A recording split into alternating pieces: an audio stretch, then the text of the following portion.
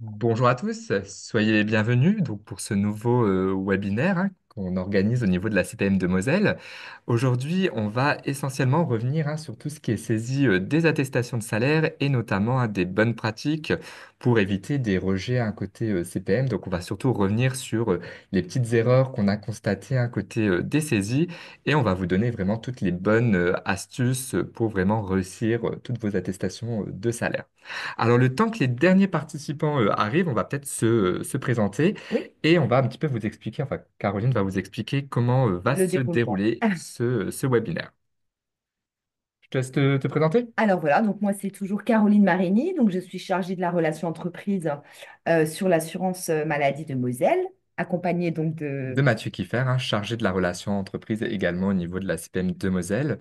Et puis, je te laisse du coup un petit peu expliquer comment va se dérouler le webinaire. Alors, comme vous avez l'habitude, hein, vous aurez bien évidemment la possibilité de télécharger le support parce que à l'issue donc de cette présentation, vous allez avoir une petite enquête de satisfaction. Sur cette enquête, il va y avoir un lien à copier-coller et vous aurez donc accès au support. Sur cette enquête également, donc on va vous demander une petite enquête de satisfaction. N'hésitez pas à nous faire part de thèmes que vous souhaitez que nous abordions ensemble, en Mm. fait, hein. On est prêt à faire des webinaires exprès sur des thèmes précis, le mi-temps, l'accident de travail. N'hésitez pas à nous suggérer des thèmes, comme ça on vous prépare des webinaires. Au niveau du replay, donc il y a toujours un replay qui sera disponible sur YouTube, sur la CPM de Moselle, les webinaires employeurs. Vous pouvez revoir tous nos webinaires. Au niveau des questions, donc on a toujours l'habitude de se laisser un temps après le webinaire pour répondre à vos questions. Donc n'hésitez pas à utiliser le petit icône question-réponse. On y répondra bien évidemment à la fin. On attend environ 222 inscrits, enfin on a 222 inscrits. On attend encore un petit peu des participants. Là, on a à peu près 130 participants. On va pouvoir quand même commencer. Les autres nous suivront Voilà, ensuite. vont nous rejoindre en cours de route. Donc, ce webinaire devrait durer 1 heure à peu près, hein. Il est quand même assez long, mais on se laissera le temps avec Mathieu de répondre à toutes vos questions. Voilà. Eh bien, écoutez, il n'y a pas de problème visiblement pour le son. On n'a pas eu de retour, en tout cas dans ce sens-là. Donc, on va tout de suite démarrer ce webinaire. Alors, de quoi allons-nous vous parler? Alors, déjà, on va un petit peu parler des attestations de salaire, vous expliquer à quoi elles servent. Après, on va vous donner tous les motifs de rejet qu'on a recensés au niveau de notre organisme. Et surtout, on va vous donner les bonnes pratiques pour surtout ne pas avoir de rejet côté des CPM. Et on viendra dans une quatrième partie sur comment suivre vos attestations de salaire. Voilà au niveau du programme. Et du coup, je te laisse du coup aborder les attestations de salaire. Voilà, on va faire un petit peu une généralité hein, sur l'attestation de salaire parce qu'il faut savoir que c'est très important.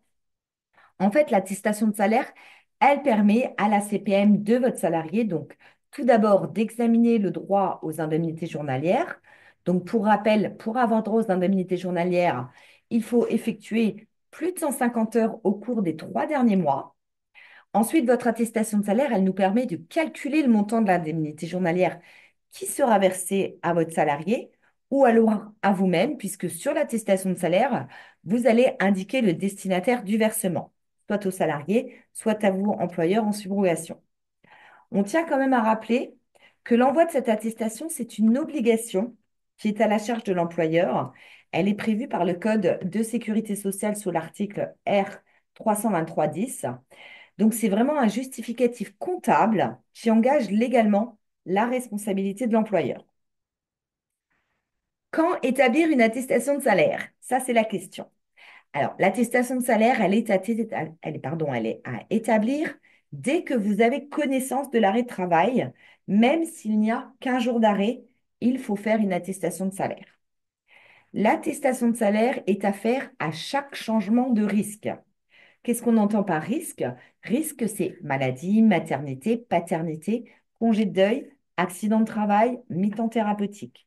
Donc, à chaque fois que votre salarié présente un arrêt de travail, soit en maladie, maternité, paternité, il faut faire une attestation de salaire. En cas de paiement non subrogé, l'attestation de salaire est à établir dans les 5 jours ouvrés après le début de l'arrêt de travail. Ça, c'est pareil, c'est un article du Code de sécurité sociale, c'est l'article R 133. Donc vraiment, on vous invite à faire immédiatement l'attestation de salaire dès que vous avez connaissance de l'arrêt de travail. Comment maintenant transmettre à la CPM l'attestation de salaire? Donc, vous avez deux possibilités en fait. Vous pouvez transmettre l'attestation de salaire depuis le site Net Entreprise, hein. Vous saisissez toutes les étapes sur l'attestation de salaire, tout ce qui vous est demandé, vous les saisissez étape par étape. Ça se passe sur Net Entreprise. La deuxième possibilité, c'est le signalement DSN. Depuis votre logiciel de paye, vous pouvez effectuer un signalement DSN arrêt de travail qui va donc reconstituer automatiquement une attestation de salaire. On encourage vraiment toutes les entreprises à utiliser ce signalement DSN parce que c'est beaucoup plus simple, c'est beaucoup plus rapide et c'est beaucoup plus fiable. À savoir qu'on peut vous accompagner sur le signalement DSN, hein. Si vous voulez tenter l'expérience de faire dorénavant des signalements DSN, on est là pour vous accompagner. Alors j'en profite juste pour compléter Oui, parce qu'il y a déjà une question, hein. Il y a un employeur qui nous demande pourquoi faire une attestation pour un jour de travail. Donc juste pour compléter, à savoir qu'au niveau réglementation, parfois il y a des cas où on n'applique pas le délai de carence. Ça peut être le cas d'une ALD. Donc voilà. dès que des arrêts sont liés avec une ALD, le délai de carence ne s'applique qu'une fois. Donc il se peut que par la suite, votre salarié nous transmette des arrêts en lien avec cette même ALD. Et du coup, il n'y aura plus le délai de carence. Il a déjà été appliqué une fois, Mm. l'arrêt sera indemnisable dès le premier jour. Donc, il n'y aura pas de délai de carence. Ça, vous, en tant qu'employeur, vous n'avez pas l'information. Est-ce que l'arrêt est en lien ou non avec une ALD? Donc, c'est pour ça que vous, en tant qu'employeur, comme vous n'avez pas l'information, il faut nous faire une attestation, même pour un jour d'arrêt de travail. Voilà, c'était juste pour compléter ce que tu Pour avais répondre dit. et puis répondre à la question. Alors, on va un petit peu s'intéresser. Donc, ça, c'est Au vraiment motif. le gros, j'allais dire, la grosse partie hein, de ce webinaire, c'est les motifs de Des rejet. rejets. Donc, au niveau des motifs de rejet, on en recense notamment quatre. Donc, qui sont, je te laisse peut-être les Bien sûr. énoncer. Alors, en règle générale, les motifs de rejet les plus importants qu'on a pu donc relever au cours de l'année 2024, les rejets les plus importants se situent sur le dernier jour de travail, se situent sur les salaires, le temps partiel thérapeutique bien souvent et la subrogation. Ça, c'est les types de rejets.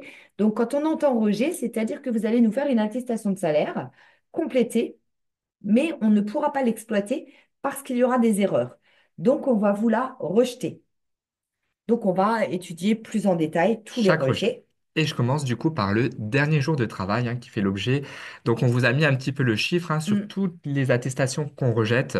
Le dernier jour de travail hein, représente 35%, 30% des rejets en 2024. Donc c'est quand même assez élevé hein, de la part des rejets, ouais. sachant que en règle générale, le dernier jour de travail, c'est pas bien compliqué. Donc on va un petit peu revenir sur les différents cas pour vraiment vous expliquer quel dernier jour de travail à indiquer. Alors, la première chose qu'on voulait indiquer sur le dernier jour de travail, Caroline l'a un petit peu expliqué avant, hein, c'est que c'est le dernier jour de travail que vous allez indiquer sur l'attestation de salaire qui va déterminer bah, l'étude des droits et les salaires pour le Mm, calcul de l'indemnité journalière. Si vous indiquez un dernier jour de travail en avril, bah, pour un cas standard, on va se baser sur janvier, février, mars et pour l'étude des droits et pour les salaires pour nous permettre le calcul. Donc, si vous vous trompez sur le dernier jour de travail, bah, forcément, ça va nous empêcher de faire un paiement, on va rejeter l'attestation de salaire et ça va rallonger le délai de paiement aussi bien subrogé que non subrogé.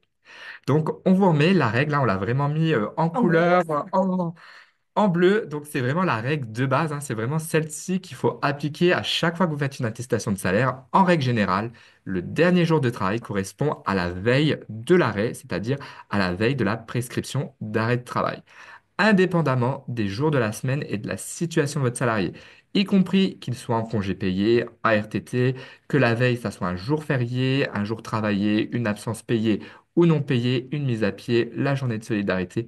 La règle générale, dès que vous faites une attestation de salaire, c'est toujours de mettre la veille de la prescription médicale. La seule exception, et c'est vraiment une exception, c'est si jamais votre salarié a travaillé le premier jour de l'arrêt de Voilà. travail. Donc, c'est ce qu'on vous a mis dans l'encadré. Toute journée de travail commencée, étendue par l'employeur lorsque le salarié se voit prescrire un arrêt de travail le jour où il a travaillé. À ce moment-là, le dernier jour de travail correspondra au dernier jour de travail réellement effectué, c'est-à-dire le premier jour de l'arrêt de travail.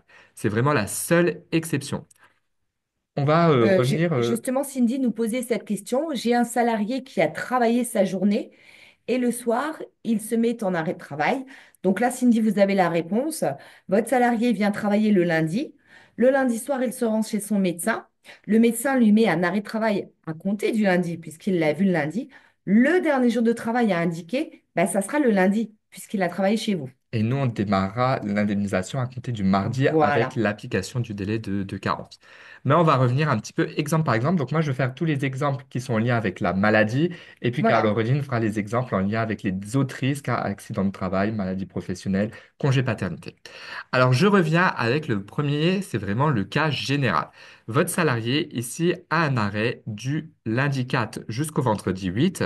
On vous précise que votre salarié n'a pas travaillé, hein, le jour de l'arrêt de travail. Donc là, quand vous allez faire l'attestation de salaire, eh ben, il faudra mettre le dernier jour à la veille, c'est-à-dire au dimanche 3. Peu importe que le dimanche, il travaille pas ou que ça soit un jour férié, vous mettez la veille, étant donné qu'il n'a pas travaillé le premier jour de son arrêt de travail. Donc ça, c'est vraiment le cas général que je vous expliquais à l'instant. Je vais, Mathieu, si tu veux bien, comme ça on Oui, répond à la question, reprendre. Donc, si l'arrêt commence le premier du mois. Donc là, dans notre tableau, on va dire le premier du mois, c'est le vendredi. Effectivement, l'arrêt commence le premier. Le dernier jour de travail à indiquer, donc ça sera la veille.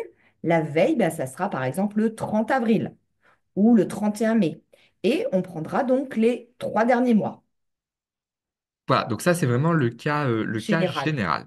Maintenant, le cas, c'est l'exception, c'est si votre salarié a travaillé. Donc ici, on vous a mis, hein, votre salarié, il a travaillé du lundi 4 jusqu'au jeudi 7.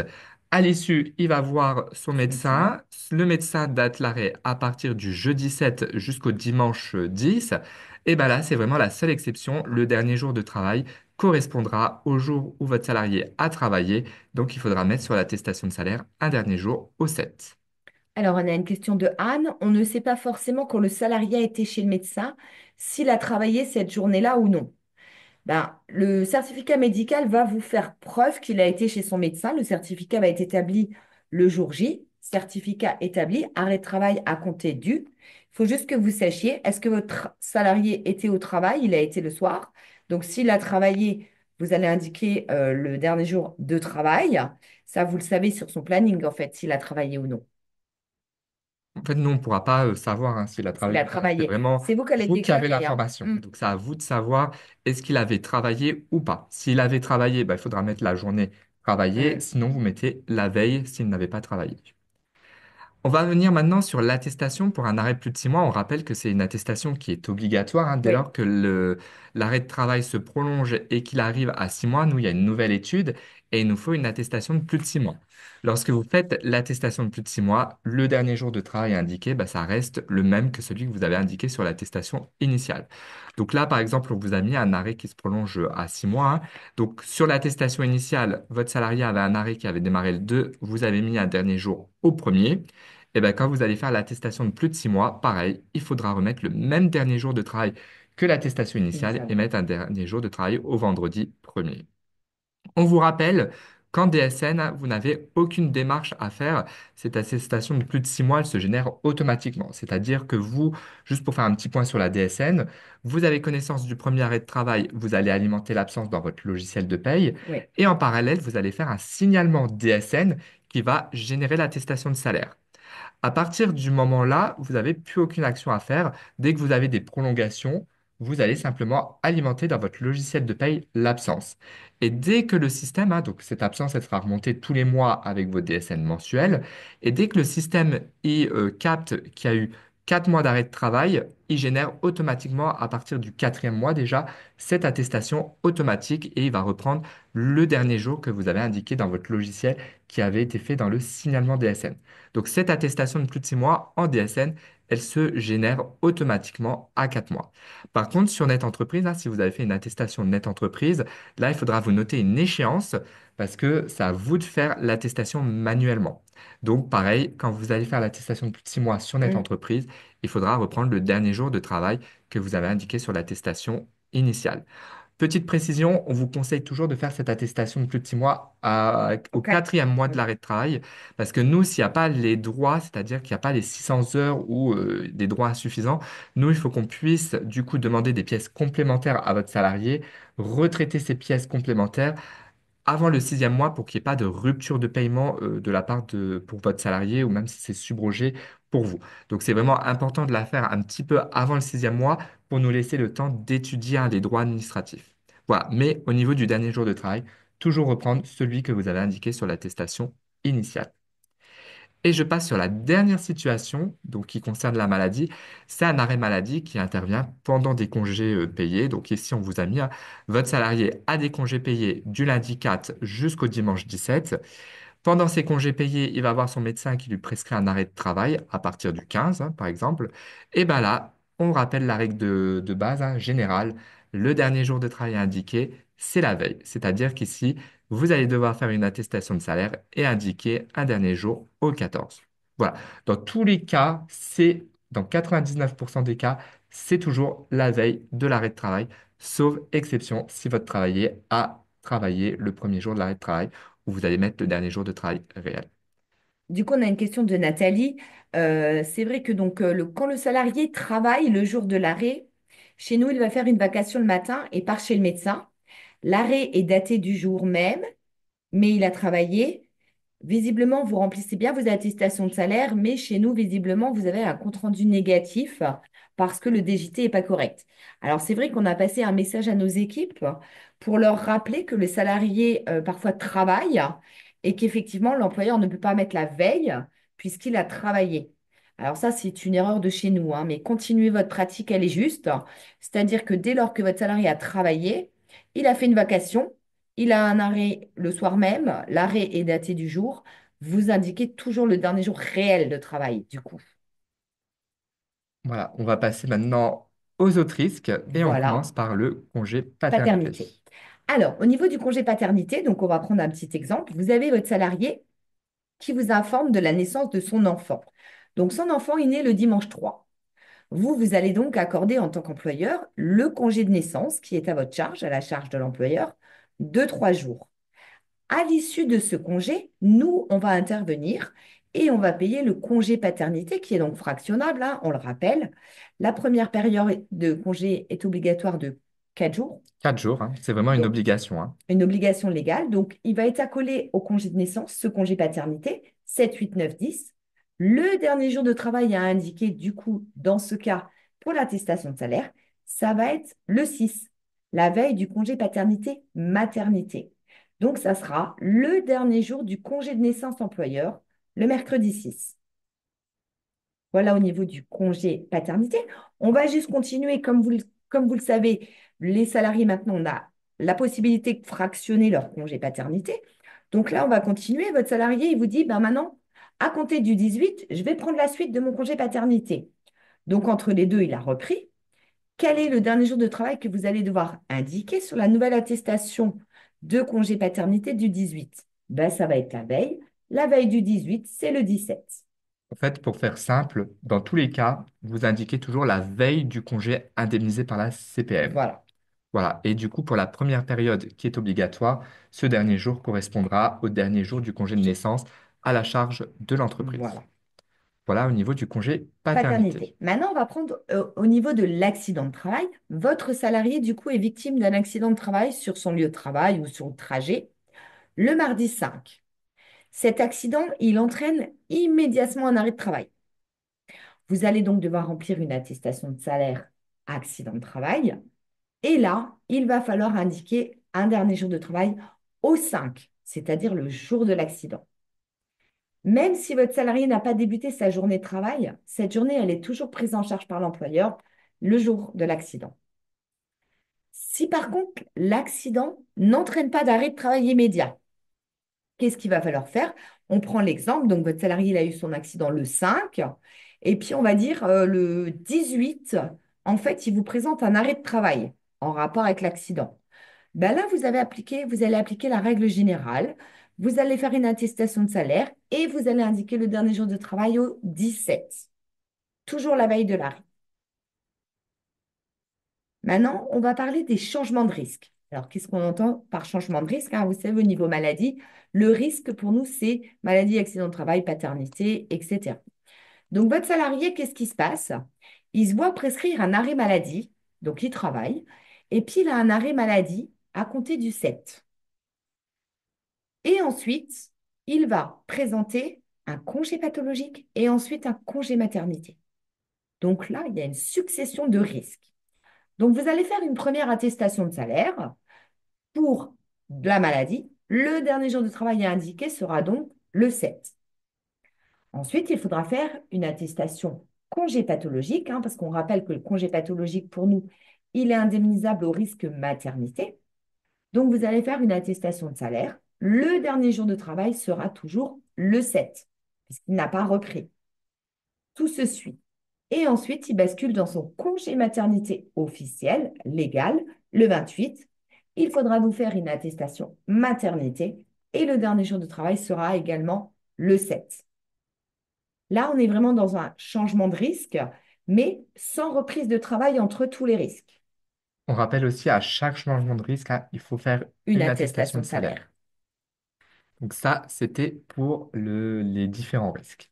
Et je termine, donc là, ça va être le plus gros, hein, la grosse partie, C'est le temps le temps partiel. partiel thérapeutique. On sait que vous aimez toujours faire les Mm. attestations. Alors, on va revenir sur le dernier jour, parce que là, attention, il y a une petite subtilité à connaître, c'est qu'il y a deux cas. Donc, je vais commencer par le premier cas, c'est le temps partiel qui s'inscrit dans la continuité d'un temps plein. Donc, on va revenir ensemble sur ce premier cas.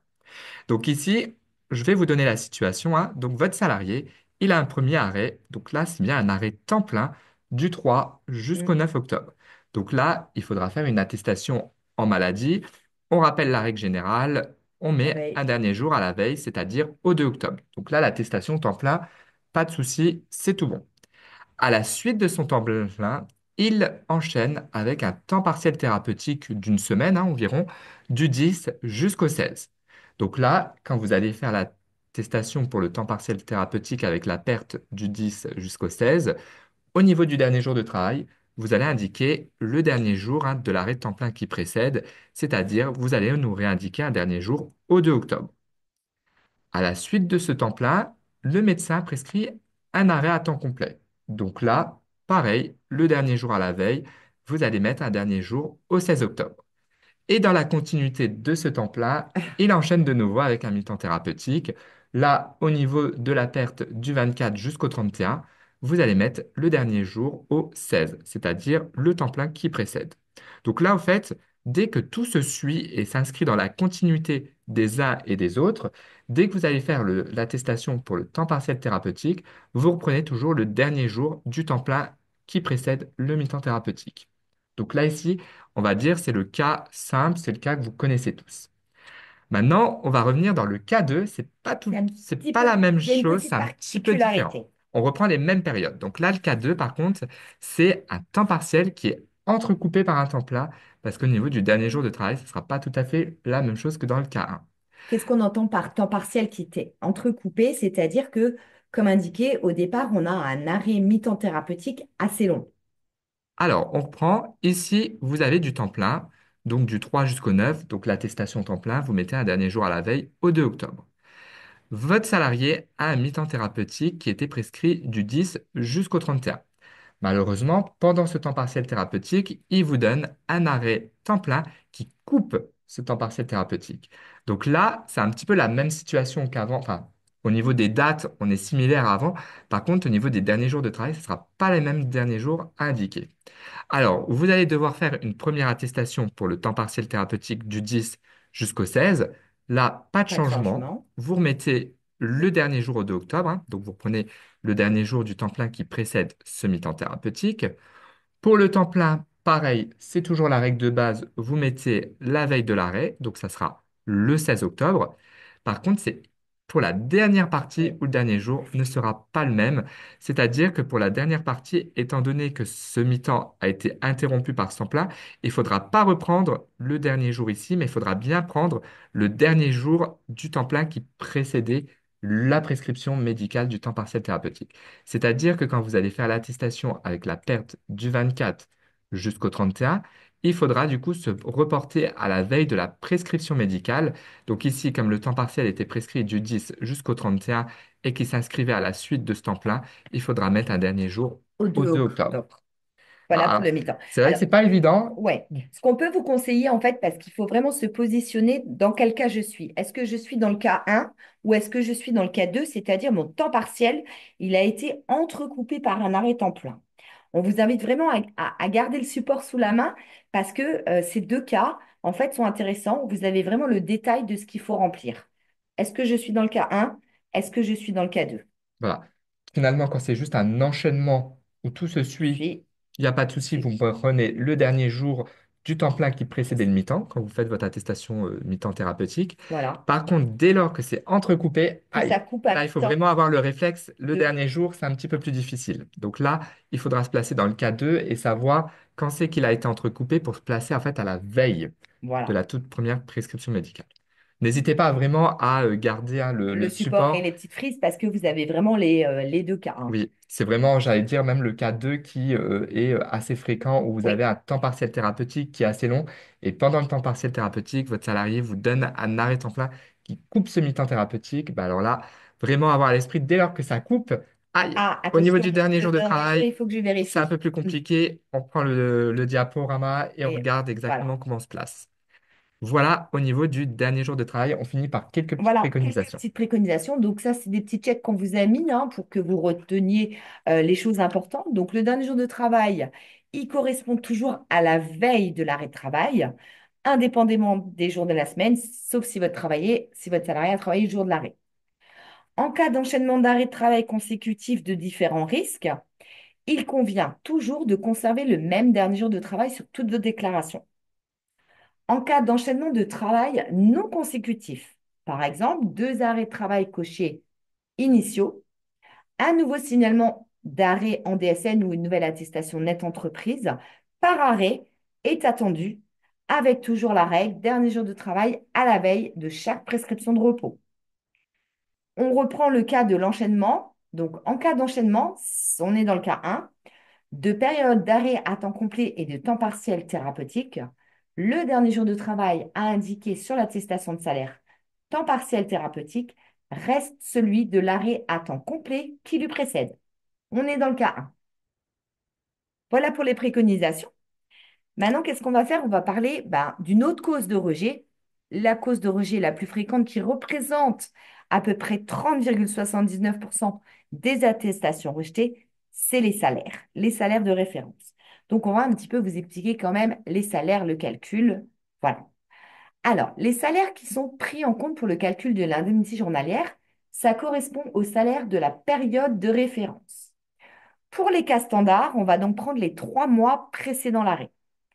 Pour les cas particuliers comme les intérimaires, les assistantes maternelles, les CESU, les VRP, là, on va demander les 12 mois précédant l'arrêt de travail. On va travailler sur les 12 mois. Quand sur Net Entreprise, vous allez remplir la catégorie socio-professionnelle, hein, on vous la demande sur Net Entreprise. Si vous mettez cas standard, le système vous proposera 3 mois.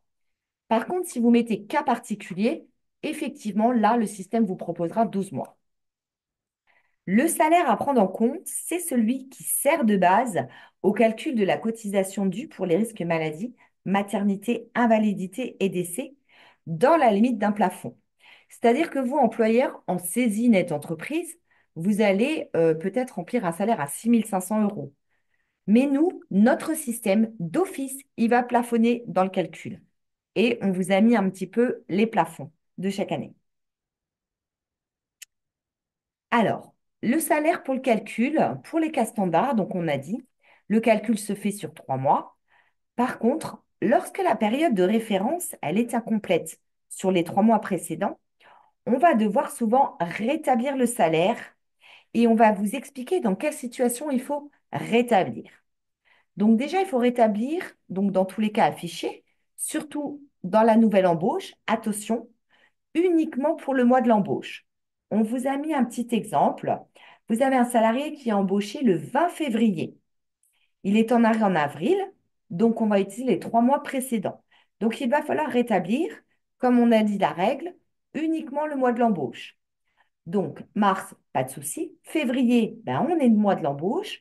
Donc, on va indiquer dans la colonne du salaire ce qu'il a réellement perçu. On va mettre le motif de l'absence, nouvelle embauche, avec les heures. Et on va rétablir à 2 000 € son salaire. Par contre, en janvier, on ne va pas rétablir. Donc, on va devoir indiquer 0 et 0. Ça, c'est le cas des nouvelles embauches. Donc là, il faut rétablir.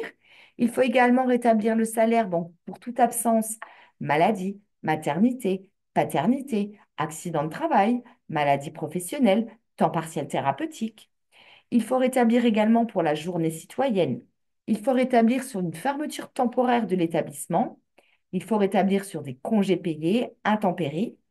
On rétablit aussi sur une absence autorisée par l'employeur, qu'elle soit payée ou non. On rétablit sur une période de chômage partiel et on rétablit également sur une grève. Les cas, par contre, dans lesquels le salaire n'est jamais à rétablir, attention, il n'y en a que trois. Il ne faut jamais rétablir le salaire en cas d'absence non payée et non autorisée par l'employeur, ne jamais rétablir en cas de mise à pied et ne pas rétablir sur la journée de solidarité. Voilà. Donc ça, c'était pour les salaires. Salaire. On va maintenant revenir un petit peu sur la troisième cause de rejet, c'est tout ce qui est sur les pertes liées au temps partiel thérapeutique.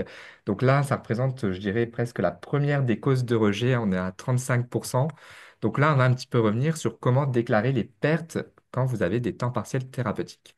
Alors, la première chose qu'on voulait peut-être dire, alors c'est vrai qu'on l'a peut-être pas mis dans le diaporama, mais je la dis oralement, c'est que Mm. le temps partiel thérapeutique est toujours déclaré à mois échu. C'est-à-dire que vous avez un salarié qui fait un temps partiel thérapeutique en avril, la perte est à déclarer à partir du 1er mai, dès que le mois est terminé. Vous nous mettez du 1er jusqu'au 30 avril la perte liée au temps partiel thérapeutique. Par contre, petite chose qu'on vous précise dans le diaporama, attention, c'est vrai que autrefois, le temps partiel thérapeutique était obligatoirement précédé de minimum un arrêt de 4 jours. En fait, le temps partiel thérapeutique devait s'inscrire dans la La continuité d'un continuité. temps plein. Mm. Cette règle, elle a été supprimée il y a déjà quelques années. Ouais, Donc, vous pouvez avoir un salarié qui arrive le lundi matin et qui vous présente un mi-temps thérapeutique thérapeutique tout de d'emblée, suite. sans arrêt temps plein au préalable. Donc, dès lors que vous êtes dans une situation où vous avez un mi-temps thérapeutique d'emblée, lorsque vous allez déclarer la première perte liée au temps partiel thérapeutique, il faudra impérativement sélectionner ce motif pour l'attestation de salaire, donc c'est-à-dire attestation de salaire pour indemnisation du temps partiel pour motif thérapeutique sans arrêt initial. Parce que nous, pour pouvoir indemniser, il va nous falloir quelques éléments. On Mm. rappelle juste un petit peu un point réglementaire, c'est qu'un temps partiel thérapeutique, l'indemnité journalière, elle ne peut pas être versée et elle ne peut pas être supérieure à une indemnité théorique, c'est-à-dire à une indemnité temps plein qu'on aurait versée. Donc nous, en fait, avant de pouvoir indemniser un temps partiel d'emblée, Mm. thérapeutique On est d'emblée, obligé de il faire faut qu'on bien. fasse un petit calcul au préalable pour calculer quelle aurait été l'indemnité journalière d'un temps plein afin de pouvoir éventuellement limiter l'indemnité journalière théorique du temps partiel thérapeutique. C'est d'ailleurs. Donc, c'est pour ça que quand vous allez faire la première attestation pour le premier mois, si votre salarié arrive avec un temps partiel thérapeutique d'emblée, il faut sélectionner ce motif, donc temps partiel thérapeutique sans arrêt initial, parce qu'au niveau de la saisie, on va vous demander d'une part les salaires pour calculer une indemnité Voilà, journalière théorique, des 3 mois qui précèdent précède. le mi-temps thérapeutique, et on va aussi vous demander les heures effectuées sur les 3 derniers mois parce que pareil, pour indemniser un temps partiel thérapeutique, il y a aussi une condition horaire. Il faut que votre salarié ait fait 150 heures sur les 3 derniers mois. Donc voilà, ça c'est uniquement à faire pour la première saisie du premier mois. Après, vous pouvez tout simplement sélectionner la déclaration de la perte pour un temps partiel thérapeutique. Et là, vous avez seulement la perte à déclarer. Attention, simple chose à connaître, c'est que quand vous allez Oui. faire les attestations avec vos périodes, il faut penser à découper les congés payés dans vos pertes. Donc, on va vous faire un petit exemple en Voilà, maladie et et en en accident accident de de travail. travail. Donc, c'est vrai qu'auparavant, donc là, on est en maladie, les congés payés lors des temps partiels thérapeutiques, ça arrive, votre salarié, eh ben, en fait, il a un mi-temps thérapeutique tout le mois de mars, mars 2022, mais pendant ce mois de mars, il est en congé payé du 14 mars au 25 mars. Donc, il va falloir en fait découper. Vous allez découper la perte. La perte du 1er mars au 13 mars, 650 euros. Nous, comment on va calculer en fait son indemnité? On va prendre les 650 euros que vous indiquez, on va les diviser par 13, le nombre de jours, hein, du 1er au 13, ça fera 50 euros. Il recevra 50 euros d'indemnité journalière. Au niveau du 14 mars au 25 mars, on est d'accord, votre salarié est en congé payé. Donc, sur notre entreprise, vous allez saisir du 14 au 25, congé payé, zéro, puisque les congés payés, c'est vous qui les payez. Et ensuite, vous allez nous réindiquer la perte du salaire du 26 mars au 31 mars. Donc là, on a pris un exemple de 280 euros. Comment nous allons calculer? Nous allons prendre les 280 euros, nous allons les diviser par 6, le nombre de jours, du 26 au 31. Il aura donc une indemnité journalière à 46,66 euros. Voilà comment il faut saisir. Voilà. C'est vrai qu'auparavant, il y a quand même au moins 3 4 ans, on ne vous demandait pas de scinder. Vous nous indiquiez du 1er mars au 31 mars, vous enleviez les congés payés, vous nous indiquiez une perte. Ça, il ne faut plus faire. Il faut vraiment scinder les périodes. En fait, ça a vraiment une incidence financière à un côté Oui, CPM, parce que si vous saisissez sans scinder, bah nous, le souci, c'est qu'on n'aura pas connaissance des congés payés et on va prendre la perte totale que vous allez indiquer divisée par 31 et c'est mathématiquement pas juste parce que du coup, on va indemniser également les jours des congés payés à la charge de l'entreprise. Donc, c'est pour ça, dès que vous avez des congés payés dans la période, bien penser à scinder. Donc, ça, c'était pour la maladie. On va voir pour On a juste une petite question question. de Bérénice. Comment calcule-t-on la perte de salaire d'un mi-temps dans le cas où il y a maintien de salaire intégral? Alors normalement, c'est en fonction du nombre d'heures. En fait, vous faites le maintien de salaire total et vous allez demander la subrogation à nous, Sécurité sociale, pour qu'on vous verse les indemnités journalières. Mais vous, normalement, vous allez déclarer des heures. Il a travaillé, je ne sais pas, c'est un salarié qui gagne 2000 euros. Il a travaillé la moitié chez vous. Donc, vous allez devoir le payer, entre guillemets, 1000 euros. Et nous, on va intervenir sur une perte à 1000 euros, la moitié, puisqu'il est en mi-temps. Et c'est cette perte qu'il faudra déclarer. Même si vous faites le maintien de salaire, à un moment, vous savez le nombre d'heures. Il est par exemple à 151 heures pour un salaire de 2000 euros. Chez vous, il n'effectue que 75 heures. Vous faites un produit en croix et vous avez la perte. En fait, peu importe hein, que vous maintenez ou vous maintenez pas. Voilà. Il y a... Si vous maintenez, à ce moment-là, il faudra juste indiquer la subrogation, parce que du Ouais, coup, comme vous avez maintenu, bah, c'est à vous que côté CPM, on va reverser les indemnités journalières. Si vous n'avez pas maintenu, c'est à votre salarié. Par contre, c'est vrai que pour vous donner une règle un petit peu de calcul, au fait, pour calculer la perte, vous allez calculer le temps théorique, hein, s'il n'y avait de pas eu de l'année. congé, Voilà. hein, 151 heures, il voilà, fait. le temps, et vous allez soustraire la partie qui Où a il a été travaillé, quoi. travaillée, et Travaillé. vous allez avoir la perte. Voilà comment il faut calculer. Voilà, vous prenez les heures théoriques moins les heures travaillées et vous obtenez la Exactement. perte. Voilà. On Voilà au va niveau du passer à calcul. l'accident de travail, qui est un tout petit peu plus compliqué. C'est un petit peu plus compliqué. Alors, juste pour vous montrer au niveau de Ouais. la matérialisation de l'attestation de salaire, hein, donc nous, ça ressort exactement comme vous allez saisir au niveau de la saisie, hein, sauf qu'on aura une ligne congé payé à 0 euros.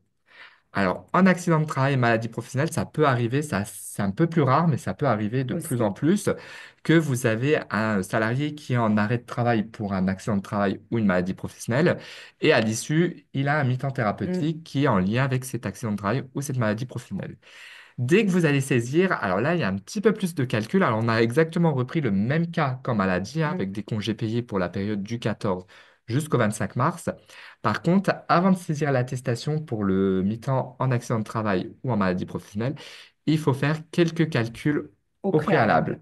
Donc là, pareil, vous allez scinder, exactement pareil qu'en maladie, hein, du Mm. 1er au 13.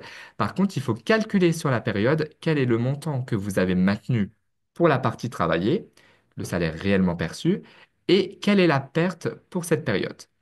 Période 2, vous allez calculer donc le salaire maintenu pour les congés payés et la perte, elle sera à zéro. Et la période numéro 3, le salaire maintenu pour la partie travaillée et la perte. Et une fois que vous avez ces deux colonnes, alors quand on additionne à toutes ces colonnes, on obtient son salaire rétabli dans le mois. Mais une fois que vous avez ce que vous avez maintenu et ce qu'il a perdu au niveau du temps partiel thérapeutique, période par période avec les congés, il faudra reporter. Alors autrefois, c'était ce Pareil. qu'il fallait saisir, mais aujourd'hui, c'est plus juste, hein. On vous demandait simplement de mettre le salaire maintenu du 1er au 31 et la perte du 1er au 31. Maintenant, il faut bien scinder. Et étant donné que vous allez scinder ici, dans la rubrique C avec les pertes, il faudra aussi scinder en haut. Donc ici, vous allez nous mettre Du 1er jusqu'au 13, il a perçu 398,38 € pour la partie travaillée. Du 14 jusqu'au 25, il a perçu 967,75 € pour les congés payés. Et du 26 au 31, il a perçu 203,87 € pour la partie travaillée. Et dans la rubrique C, vous allez mettre les pertes. Donc du 1er au 13, pour le temps partiel thérapeutique, il y a eu une perte de 650 euros. Pour la période du 14 au 25, des congés payés, une perte de 0 €. Et du 26 jusqu'au 31, une perte de 280 € pour le temps partiel thérapeutique. On est d'accord qu'en maladie, hein, si on fait juste un parallèle par rapport à la La maladie, maladie. en maladie, vous allez simplement saisir ces informations, les pertes et les congés payés. Mais en accident de travail, il y a aussi la rubrique A alimentaire qui correspond au salaire réellement perçu dans le cadre du temps partiel, enfin, de la reprise de travail du temps partiel thérapeutique. Donc, il y a des calculs à faire parce qu'il y a cette rubrique A alimentée. Donc, c'est pour ça, on vous a mis l'exemple. En accident de travail, maladie professionnelle, il y a des calculs à faire en amont afin de pouvoir saisir l'attestation du temps partiel thérapeutique. Après, au niveau du calcul, hein, c'est exactement le même que pour la maladie, c'est-à-dire qu'on va prendre la perte que vous allez indiquer et on divise par le nombre de jours. Alors, on va juste prendre quelques petites questions sur le mi-temps parce que ça correspond vraiment. Euh, Si un salarié est à mi-temps thérapeutique et qu'il quitte l'entreprise, comment faire l'attestation? Par exemple, il a un mi-temps du 1er au 30 et il va quitter l'entreprise à compter du 14. Bah, effectivement, vous, au niveau de l'attestation de salaire, vous allez pouvoir indiquer une perte que du 1er au 14 Oui, il faudra en fait limiter par rapport à ce qu'il a fait chez vous. À partir du moment où il sort de de votre l'entreprise entreprise, le mi-temps thérapeutique s'arrête de votre chez vous. côté. Donc après, ce qui est peut-être bien, alors sur DSN, par signalement, bah, de manière en temps partiel thérapeutique, vous ne pourrez pas faire de signalement DSN, Oui, mais dès que vous faites une attestation de salaire pour le temps partiel thérapeutique, vous mettez bien la perte du 1er allez, au jusqu'au 14. 14 et peut-être mettre une reprise anticipée au 15 pour dire que voilà, le mi-temps s'arrête le 15. Voilà. Ou alors, nous faire Ou un mail. un petit courrier que vous déposez, vous savez, sur le compte entreprise. Hein, sur notre entreprise, vous avez une petite case où vous pouvez nous déposer plein de documents. Là, vous pouvez peut-être nous le mettre. Attention, mon salarié a quitté l'entreprise. C'est pour ça que je n'ai pu indiquer la perte que jusqu'au 14. Et nous, on va se débrouiller avec ça. Si on a l'explication, on comprend. Oui, c'est vrai que si on n'a pas l'explication et que vous On mettez une va perte du du 1er au 14, on va 14, vous la rejeter. on On va va dire rejeter en mettant que mince, nous, on a un mi-temps du 1er jusqu'au 31. 30. Merci de nous indiquer une perte du 1er au 31. Donc, tout de suite, avoir le réflexe, hein, si jamais il y a quelque chose qui se passe au niveau de votre salarié, tout de suite nous transmettre l'information. Donc, par exemple, s'il quitte L'entreprise, en l'entreprise fait, pendant son temps partiel thérapeutique, tout de nous suite faire un avoir petit le courriel, réflexe de nous de faire nous un courrier, prévenir. de déposer sur le compte entreprise pour dire, voilà, mon salarié est sorti à telle Mm. date. Du coup, le mi-temps s'est interrompu à cette date. C'est Donc, pour ça que je veux que vous déclarez la perte du 1er au au 14. 14. Dans le cas d'une prolongation de mi-temps sur plusieurs mois, Nathalie nous demande, le dernier jour de travail reste toujours la veille de l'arrêt initial Oui, ou on reprend le dernier jour du mois dernier? non, c'est toujours la veille de l'arrêt initial. C'est-à-dire que votre salarié a un arrêt en janvier. Donc, je prends par exemple un dernier jour de travail au 31 décembre, toujours la Mhm. veille. Il a un premier mi-temps en février, donc vous allez reprendre le dernier jour au 31 décembre. Il a un mi-temps thérapeutique en mars, on reprend le dernier jour au 31 décembre. Mm. Et s'il prolonge son mi-temps tout le mois de l'année, eh ben, ça sera toujours le dernier jour du temps plein qui précède, ça sera toujours un dernier jour au 31 décembre de l'année qui précédait le mi-temps thérapeutique. Toujours en fait reprendre le dernier jour de l'arrêt de temps plein qui précède. Voilà. Rachel ne comprend pas comment un agent peut envoyer un arrêt temps plein pendant un arrêt de temps partiel. Alors, il se peut que pendant son temps Donc, partiel voilà, thérapeutique, il ait il, une autre une pathologie, une grippe, grippe, voilà. voilà, une bronchite, et donc du coup, il n'est plus apte à reprendre le travail dans le cadre du temps partiel thérapeutique, et le médecin décide de lui prescrire un arrêt temps plein. Donc là, à ce moment-là, on est dans le cas où le temps plein vient interrompre le mi-temps thérapeutique. C'est possible, et dans la réalité, on voit beaucoup de cas comme ça, où Ouais. le salarié a par exemple un mois de mi-temps Demi-temps thérapeutique, et pendant ce mois, finalement, au niveau de raisons de de sa santé, santé. le médecin prescrit un arrêt de temps plein qui vient interrompre ponctuellement le mi-temps thérapeutique. Donc, on Donc, ça rappelle que arrive. vous serez dans le cas 2 de notre diaporama pour le dernier Dernier jour jour à de indiquer. travail. Dernière petite question d'Amandine sur le mi-temps, comme ça après on passe sur autre chose. Pour le mi-temps thérapeutique, quel salaire de référence prendre en compte? Donc là, on a un petit peu expliqué, les primes sont-elles à prendre en compte quand on rétablit le salaire Au fait, comme on vous disait, vous allez calculer d'une partie le salaire théorique théorique? d'un temps plein. Donc, s'il y a Donc des avec les primes, primes, vous c'est mettez les primes. intégré. Et après, vous allez enlever, en théorie, la partie travaillée et maintenue et vous allez avoir votre Voilà, perte. Donc, vraiment avoir à l'esprit ce calcul. Je prends mon contrat théorique, ce qu'aurait avec perçu prime. mon salarié s'il n'y avait pas eu de mi-temps, donc avec les primes inclus. Vous allez retirer la partie que vous allez maintenir ou pour la partie réellement travaillée. Et quand vous allez faire la différence entre la théorie et la partie travaillée, vous allez avoir votre perte. Voilà. On va passer aux bonnes pratiques, en fait. Oui, on en est là, je Sur les réfléchis. bonnes Non, la pratiques, subrogation, pardon.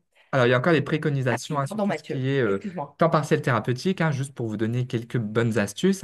Donc si le temps partiel thérapeutique n'est pas précédé d'un arrêt temps plein, avoir le réflexe de faire une attestation pour indemnisation du temps partiel thérapeutique sans arrêt initial afin de déclarer les salaires et les heures pour qu'on puisse calculer une indemnité journalière théorique du temps plein afin de pouvoir indemniser le mi-temps thérapeutique. Deuxième bonne pratique, pensez vraiment à scinder les périodes des congés payés dans la déclaration de la perte du temps Hmm, partiel thérapeutique. Faire attention si le temps partiel thérapeutique n'a pas été interrompu par un temps plein, parce que bien souvent, vous mettez du 1er au 31 et nous, de notre côté, quand on a votre attestation avec la perte du 1er au 31, on se rend compte que nous, de notre côté, on a un arrêt temps plein hmm. qui est venu interrompre, donc on n'est plus sur les mêmes périodes que vous. Donc vraiment, avant de saisir, bien vérifier est-ce qu'il n'y a pas eu d'interruption du temps partiel thérapeutique avec un arrêt temps plein. Et le dernier cas, c'est vraiment penser en cas de mi-temps thérapeutique, penser à établir toujours l'attestation à terme échu. Et je te laisse sur Voilà. la La dernière. dernière cause, alors, comme vous voyez, elle représente que 1% des rejets, hein. C'est tout ce qui se passe en matière de subrogation. On voulait quand même faire un tout petit point très léger sur la subrogation. Alors, la subrogation. Déjà, ce qu'il faut savoir, attention, on ne peut enregistrer qu'un RIB par SIRET. Si vous avez plusieurs RIB, il faut impérativement indiquer le même RIB sur toutes vos attestations, net entreprise ou DSN. En fait, on s'est aperçu que selon le flux, donc certaines entreprises envoient des signalements DSN, on a un RIB, et quand la même entreprise fait du net entreprise, en fait, elle ne met plus le même RIB sur Sur la l'attestation. subrogation. Donc, du coup, il y a conflit chez nous et il y a rejet. Donc, vraiment, un seul RIB par SIRET. En cas de subrogation, qu'est-ce qu'on peut vous conseiller? Toujours indiquer la période de subrogation maximale prévue pour le type d'arrêt selon la convention collective. Il ne faut jamais limiter la période de subrogation à la prescription de repos pour éviter les erreurs de paiement en cas de subrogation. Vous me donnerez un exemple tout à l'heure. Ouais. Donc, ce qu'il a été constaté sur plusieurs logiciels de paye, ça c'est notamment sur les signalements DSN, les dates de subrogation, en fait, souvent les employeurs, vous nous dites, ah, mais elles sont enrichies automatiquement, j'ai enregistré mon arrêt, je fais mon signalement et en fait, en bas, les dates sont enrichies automatiquement avec les dates d'arrêt. Donc, soyez vigilants. Pensez à modifier la date de fin de subrogation en fonction de votre convention collective. Il faut savoir que la subrogation, elle est à la charge de l'employeur. Elle n'est absolument pas imposée par la CPM. C'est-à-dire que nous, on reçoit une attestation, soit on paye aux salariés, soit on paye à vous, employeurs. On n'intervient jamais. On fait ce que vous nous demandez. Voilà. On vous donne un petit exemple pour ce qu'il Voilà, ne faut surtout pas faire. Donc, vous avez un arrêt initial qui arrive du 13 au 14. 14. Donc, ce qu'il ne faut surtout pas faire, c'est mettre une première attestation avec une subrogation du 13 au 14. Et dès que vous réceptionnez une prolongation, refaire une attestation rectificative du 15 novembre jusqu'au 12 novembre 2027. Donc là, en fait, ce qu'il faut tout de suite faire, dès que vous avez l'arrêt initial, tout de suite mettre la période maximale prévue dans vos conventions collectives. Si vous savez que vous allez maintenir sur 3 ans, et ben tout de suite mettre 3 ans 3 ans au niveau de d'arrêt. la période de subrogation, donc du 13 novembre jusqu'au 12 novembre 2025. Toujours avoir ce réflexe. Et comme le disait Caroline, la CPM n'est pas compétente pour vous dire est-ce qu'il faut maintenir un mois, 2 mois. Ça, il faut vraiment vous reporter Mm. à vos conventions collectives et vraiment mettre ce qui est prévu. Voilà au Voilà en niveau de matière la de subrogation. subversion. Alors maintenant, c'est intéressant. On va parler Des des bonnes bonnes pratiques. pratiques. Et c'est toi, Al- Mathieu. Alors, sur les bonnes pratiques, donc on a relevé plusieurs, on va dire, pratiques au sein de vos entreprises en fonction parfois de la taille de vos effectifs. Donc, on va revenir sur trois bonnes pratiques. Donc, ça va être la gestion des multi-sites, Mm, multi-sites ou éventuellement du siret centralisateur, des doublons, ce qu'il ne faut mm. surtout pas faire, c'est Caroline qui reviendra, et sur l'enchaînement des risques, on voulait quand même revenir un petit Ouais. peu parce que c'est important, on a parfois quelques petites erreurs. Donc, je reviens sur les multi-sirettes. Donc, ça se peut que parfois, en fonction de la taille de vos entreprises, il y ait plusieurs établissements et chaque établissement a son sirette. Donc, on va un petit peu revenir sur cette partie-là. Alors, à savoir, on a un petit peu revenu sur le dernier webinaire DSN. On vous a Oui. parlé du SIRET centralisateur. Qu'est-ce que c'est de cette histoire de SIRET centralisateur? C'est par exemple le siège, l'établissement A, qui fait les attestations pour toutes les entreprises de la structure, donc pour tous les SIRET. Mm. Parfois, quand vous subrogez, c'est plus facile de pointer les bordereaux de paiement sur un même et unique SIRET. Donc, ce qui se passe, c'est que parfois, dans la saisie des attestations de salaire, l'entreprise A qui fait les attestations pour tous les SIRET, elle renseigne un SIRET centralisateur pour avoir tous les paiements sur le même SIRET. Attention, si vous pratiquez du SIRET centralisateur, il faut vraiment, alors ça se paramètre en DSN, en net entreprise, il suffit simplement de se connecter toujours sur le même SIRET. Et à Mm. ce moment-là, nous, on fera les paiements sur le SIRET qui est indiqué sur l'attestation de salaire. Mais dès lors que vous centralisez les paiements ou que vous centralisez la gestion des attestations de salaire sur un SIRET, il faut à chaque fois penser que si votre salarié a d'autres arrêts ou du mi-temps thérapeutique, il faut toujours se connecter sur ce SIRET pour faire l'attestation de salaire. Parce que si ce n'est pas sur le même SIRET, ça va bloquer les Les paiements dossiers. ou ça peut faire des paiements erronés. Donc, je vous donne par exemple, un cas. Donc ici, votre salarié, il a un arrêt temps plein. Vous faites une attestation de salaire sur le SIRET A en DSN. Si après, il enchaîne sur du mi-temps thérapeutique et que vous vous connectez sur Net Entreprise, même s'il est rattaché à l'établissement C, il faudra se reconnecter sur Net Entreprise, sur l'établissement A, pour faire figurer le SIRET de l'établissement A. Parce que bien souvent, c'est ce qui se passe en DSN. Vous faites votre signalement temps plein avec un SIRET centralisateur, donc ça passe sur le SIRET A. Et dès lors que vous allez faire l'attestation pour Sur le temps Net partiel Entreprise. thérapeutique, vous allez vous connecter sur le SIRET de rattachement, le SIRET Mm. B.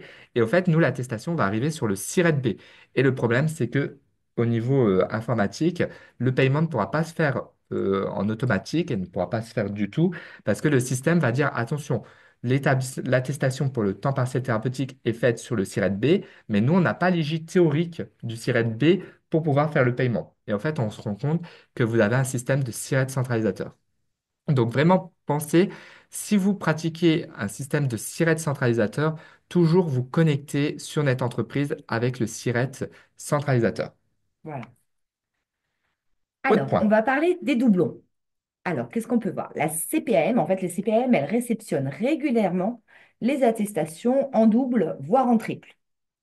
Dans le cas où l'attestation initiale n'a pas déclenché de paiement, c'est-à-dire que vous l'avez fait et vous n'êtes pas payé, donc vous vous inquiétez un petit peu, du coup, vous avez cette tendance à nous retransmettre un nouveau signalement.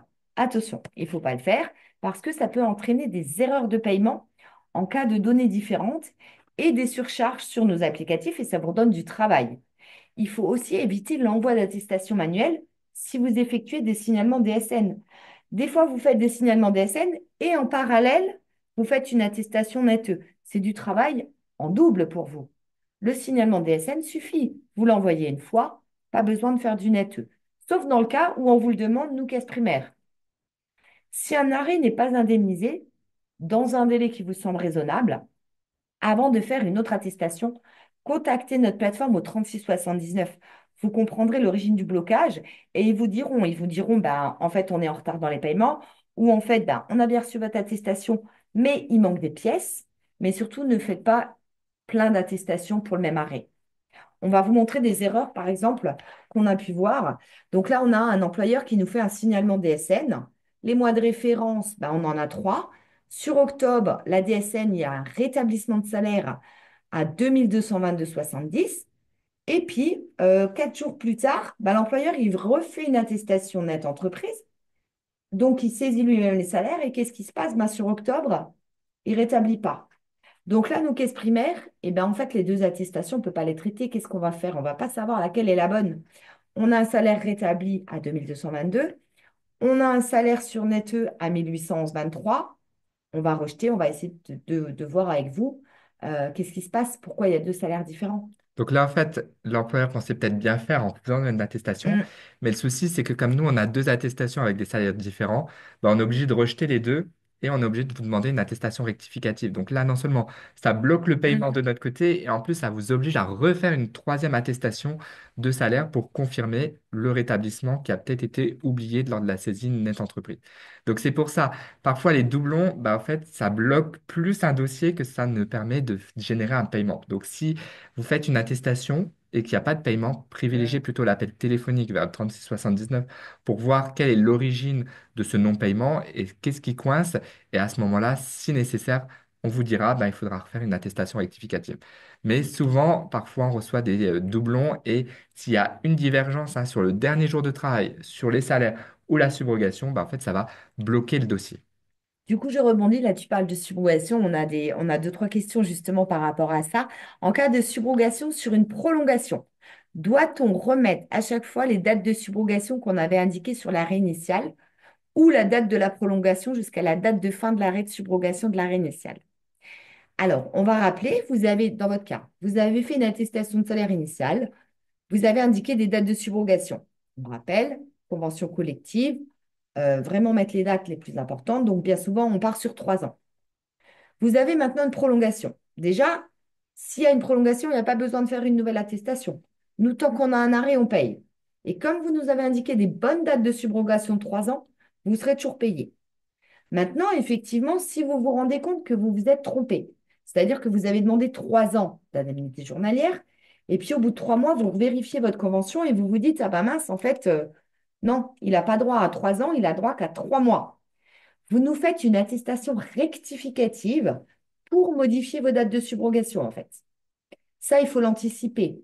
Si du 1er au 31 mars, il a droit d'indemnité journalière, qu'en avril, vous vous rendez compte que, ah ben non, je me suis trompée sur la subrogation, et que vous nous faites une attestation rectificative qu'en avril, on ne pourra pas intervenir. Ça aura déjà été payé jusqu'en avril. Donc, bien vérifier vos attestations, mettre 3 ans, et en cas de souci, faire une attestation rectificative. Voilà, c'est pareil, on avait une question, comment arrêter la subrogation? Ouais. Donc, par exemple, vous avez mis 3 ans de subrogation parce que vous allez dire, bah, nous, on maintient sur 3 ans et finalement, la salariée quitte Quitte l'entreprise. l'entreprise. Là, il suffit juste de nous faire une attestation rectificative pour limiter la Tout subrogation à à la fait. date de sortie de l'entreprise. Mais cette attestation, comme le disait Caroline, il nous faut nous la faire avant qu'elle sorte Voilà, pour avant qu'on ait qu'elle sorte. l'information. Parce que si vous nous la faites 5 mois après la sortie, bah, nous, les paiements auront déjà été faits de façon subrogée. Donc vraiment avoir à l'esprit que voilà, s'il y a une modification à faire sur la date de subrogation, il faut nous faire une attestation rectificative, mais faites-nous-la dans les délais qu'on puisse la traiter avant même que le paiement soit parti. Voilà, on va passer maintenant à l'enchaînement des risques, Oui, Mathieu. alors on va faire rapide hein, parce qu'on l'a déjà effectivement Évoqué évoqué pas avant. mal de fois, Donc, ça mais arrive très très souvent hein, que votre salarié, surtout pour les congés mm, maternité, où il y a un petit peu de maladie, le congé de 14 jours, hein, le congé pathologique, qui peut en plus être fractionné, on bascule sur de la maladie avant le congé maternité. En fait, ce qu'on voulait vraiment vous sensibiliser, c'est de faire déjà très très attention au moment où vous avez les arrêts de travail à la coche, hein, parce que c'est oui, vraiment en fonction des coches qu'il faudra établir les attestations de salaire. on a une question De ça, d'Isabelle, voilà. voilà, pour l'arrêt pathologique. Elle ne sait pas comment et quand l'arrêt pathologique arrive. On peut peut-être faire un petit point. Ouais, alors si vous voyez par exemple que déjà, si c'est coché en lien avec un ATMP, il faudra faire une attestation au risque ATMP. Ce Voilà. qu'on conseille aussi, c'est de toujours faire une attestation maladie, hein. Comme ça, le temps de l'instruction des dossiers accident de travail, maladie professionnelle, comme ça peut mettre du temps, bah, de Mm, faire une attestation maladie, nous, on pourra déjà faire un paiement maladie. Et si c'est coché en bas en lien avec une pathologie résultant de la grossesse, à ce moment-là, c'est une attestation maternité, parce voilà. que on rappelle hein, que les médecins peuvent prescrire 14 jours supplémentaires qui peuvent être fractionnaires. Donc attention, hein, si on a un arrêt de 3 jours qui Mm, sont cochés, bah, ça voudra dire que 3 jours, on va payer 3 jours en maternité. Après, si on a un arrêt, une prolongation en maladie et que c'est pas coché, on bascule sur de la maladie. Et si à l'issue des 3 jours de cet arrêt maladie, votre salarié vous redonne une prolongation qui est cochée en lien avec la pathologie grossesse, eh ben, on repaye en maternité dans la limite toujours des 14 jours, hein. C'est 14 jours fractionnables, hein. Une fois que les 14 jours sont atteints, si voilà. l'arrêt est coché, Chez, ça on ne sera de la payera maladie. plus. Donc Voilà. vraiment, soyez vigilants aux Sur la petites petite coches coche. parce qu'en fait, ça va vous, j'allais dire, en fonction de cette coche, c'est ce qui va influer. Est-ce que vous allez faire une attestation en maladie ou en maternité. Voilà, mais nous, ce qu'on voulait vraiment, donc déjà vous sensibiliser sur la coche des arrêts de travail, mais surtout vous sensibiliser à chaque changement de risque, il faut refaire une Voilà. attestation de salaire. Donc ici, dans notre cas, on a un congé pathologique maladie du 20 au 22, donc ce sera une attestation en maladie. Après, votre salarié enchaîne sur du congé pathologique du 23 au 25, ça sera de la pathologie, donc une attestation maternité. Du 26 au 28, on est en maladie, donc une attestation maladie. Et à partir du 29, on est en maternité, donc là, une attestation maternité. Au niveau du dernier jour de travail, on l'a expliqué au moment du Oui, dernier jour, il n'y a pas de reprise, hein, tout se suit, il n'y a pas d'interruption, on reprendra toujours le même dernier jour de travail au 19. Donc soyez vigilants, une attestation par changement de risque et toujours au niveau des risques, bien faire attention au au niveau de la coche. coche qu'il y a sur l'arrêt de travail. On finit sur les bonnes pratiques et après on terminera avec le suivi des attestations Oui, de salaire. Donc sur les préconisations et sur les erreurs à éviter, hein, vraiment tout ce qu'on voulait faire, un petit bilan de tout ce webinaire, vraiment à chaque temps complet, il faut faire une attestation de salaire, peu importe que ça soit un jour ou plus, toujours faire une attestation de salaire, c'est votre obligation en tant qu'employeur. Par contre, pensez vraiment à privilégier le signalement DSN parce que toutes les informations au niveau des heures et des salaires sont issues de votre DSN mensuel, donc c'est mm, fiable. Donc vraiment, ce qu'on a à vous préconiser, c'est vraiment de privilégier les signalements DSN. Et comme le disait Caroline, nous, on est là pour vous accompagner, hein, si jamais vous voulez faire des tests et voilà. voir est-ce que ça se génère bien côté CPM. On peut vous accompagner. Ce qui est bien pour vous au niveau du signalement DSN, c'est que c'est simple, rapide et fiable. Ouais. Alors pour les tests, hein, il n'y a pas de souci. Là, on en fait souvent avec des entreprises qui veulent rentrer en DSN. Donc, ils ont contacté leur éditeur de logiciels. Ils leur ont simplement dit, il faut nous mettre l'option signalement DSN. Dès que leur éditeur leur dit, c'est bon, vous pouvez lancer des signalements, l'entreprise décide de faire son signalement et nous passe un coup de fil le lendemain et on voit avec elle si tout est bon. Donc, si vous ne faites pas de signalement DSN et que vous voulez vous lancer dans les signalements DSN, on est vraiment là pour vous accompagner. Autre bonne pratique, hein, c'est éviter les doubles saisies, hein, DSN net Net entreprise, entreprise. hein, on l'a vu avec des Mm. cas. Très souvent, quand vous faites une attestation net entreprise, bah, il y a un salaire qui est mal rétabli, un oubli de rétablissement. Parfois, on n'est Des plus sur erreurs les mêmes dates ouais, de de subrogation. subrogation. Donc, très souvent, quand vous faites du doublon et des doubles saisies, ça C'est ça. bloque plus les dossiers que ça ne les règle. Donc attention, si vous faites des saisies DSN, regardez votre tableau de bord et il n'y aura pas de problème, sauf s'il y a des anomalies bloquantes. On Alors à va ce vous moment-là, expliquer après un petit il peu faudra refaire la une règle. attestation, mais faites pas de doublons. Vos signalements DSN, ils partent bien, ils sont réceptionnés. Si vous faites des saisies net entreprise, soyez vraiment sûr des salaires que vous allez mettre parce qu'il suffit juste qu'il y ait une erreur de saisie ou quelque chose qui ne soit pas cohérent avec une autre attestation, bah, ça va bloquer le dossier. On rappelle au niveau des salaires, hein, n'oubliez pas de rétablir les salaires pour toutes les absences Autorisé. autorisées, y compris les grèves, hein. Les grèves sont autorisées par l'employeur. Les seuls cas où on ne rétablit pas, on vous les a remis, c'est pour les absences non autorisées, hein, qui ne sont pas justifiées, Mm. hein, du coup, pour les mises à pied et la journée de solidarité. Et toujours, soyez attentifs, hein, aux coches des arrêts de travail afin de faire les attestations sous le bon risque. Voilà au niveau des bonnes pratiques qu'on pouvait vous donner. Et on termine donc justement avec Caroline sur comment suivre vos attestations de salaire. Voilà, donc ça peut vous aider, hein, comment suivre les comptes rendus métiers, hein, quel que soit le mode d'envoi, que vous fassiez de la DSN ou du net entreprise. Vous avez toujours des comptes rendus, des accusés de dépôt. Donc, le compte-rendu, il faut savoir qu'il vous est toujours envoyé par mail à l'adresse renseignée sur la net entreprise ou alors en DSN sur votre adresse saisie sur votre compte DSN. L'accusé de dépôt, il s'affiche en fin de saisie après l'envoi du formulaire. Et il faut savoir que vous avez également accès sur Net Entreprise au bordereau de paiement des indemnités journalières depuis le formulaire. Donc, vous allez cliquer sur le petit icône Net Entreprise attestation de salaire, bordereau, et en cas de subrogation, vous avez accès à vos bordereaux. On a mis un petit exemple de compte rendu, hein, que vous pouvez recevoir. Donc, attention, l'état est valide, mais ça ne veut pas forcément dire qu'il y a paiement. L'état est valide, c'est que là, on a bien reçu L'attestation, l'attestation, elle est elle est bonne. conforme. Par contre, là, on vous a mis un exemple, l'état est valide, mais on ne peut pas payer. Pourquoi? Parce que la prescription médicale d'arrêt n'est pas encore parvenue à la caisse. Donc, on vous invite vraiment à consulter les comptes rendus parce que vous allez savoir ce qui peut manquer. Donc, le salarié où vous n'êtes pas payé, sur le compte rendu, vous allez savoir pourquoi. Et j'en profite hein, justement sur, par exemple, je rebondis vraiment sur Oui, ce oui, vas-y. motif, parce qu'on va avoir une campagne Oui, prochainement sur ce motif-là, les arrêts de travail pas réceptionnés. Vraiment, pensez vraiment à sensibiliser vos salariés, surtout quand ils ont des arrêts de papier, de les transmettre à l'organisme dans les délais, parce oui, que bien souvent, nous, on a vos attestations qui arrivent. Et on n'a pas d'arrêt de travail pour faire les paiements, hein, parce que vos salariés n'ont pas le réflexe de nous envoyer les arrêts de travail ou les bulletins oui, d'hospitalisation. surtout les bulletins Donc vraiment, pensez d'hospitalisation. à sensibiliser, à faire de la communication en interne si jamais vous voyez que votre salarié vous donne un arrêt papier, bah vraiment pensez à lui rappeler que les arrêts papier, les bulletins d'hospitalisation, il faut les transmettre à l'organisme de sécurité sociale parce que des attestations qu'on réceptionne et qu'on clôture arrêt de travail non Oui. réceptionné, on en a beaucoup, beaucoup, beaucoup. Donc vraiment, pensez à sensibiliser vos salariés, c'est une obligation. Il faut qu'ils transmettent les arrêts de travail dans les 48 heures à l'organisme de sécurité En sociale. fait, c'est dommage, vous êtes presque plus rapide que vos salariés, Hmm. c'est-à-dire que vous nous faites tout de suite l'attestation de salaire, donc c'est vraiment très très bien. Vous la faites, et en fait, nous, à notre niveau, on la traite, mais votre salarié, il n'a toujours pas envoyé son Et c'est arrêt. surtout qu'en cas de subrogation, hein, c'est vous qui êtes directement pénalisé Mm. parce que l'attestation de votre côté, elle est faite, mais le paiement ne part pas parce qu'on n'a pas l'arrêt de travail. Donc vraiment, pensez à sensibiliser hein, sur cette obligation côté de vos salariés. Alors, juste, Magali Giac nous pose une question. Est-ce qu'on peut désigner plusieurs destinataires pour les comptes rendus? Sur le site précédent, Mathieu, on disait bien que le compte-rendu est envoyé par mail à l'adresse renseignée sur Net Entreprise. En fait, on encourage les employeurs à mettre un peu une adresse générique où plusieurs personnes peuvent la consulter. Parce qu'en fait, il n'y a qu'une adresse. Oui, c'est celui qui va saisir hein, sur notre entreprise, Voilà, qui qui va sera avoir. destinataire hein, déjà qui aura l'accusé de réception logique, hein, Mm. l'ARL, et c'est cette personne qui va recevoir sur son adresse mail le compte rendu une fois que l'attestation sera traitée.